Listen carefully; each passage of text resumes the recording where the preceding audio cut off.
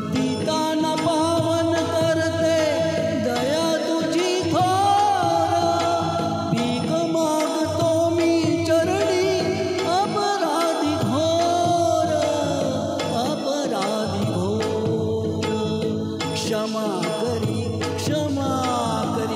क्षमा करी बा विठ्ठला अंगी नाही प्राण मिळे ज्ञाने मुक्ती ऐसे द्यावे मज ज्ञान मिळे ज्ञाने मुक्ती ऐसे द्यावे मज ज्ञान.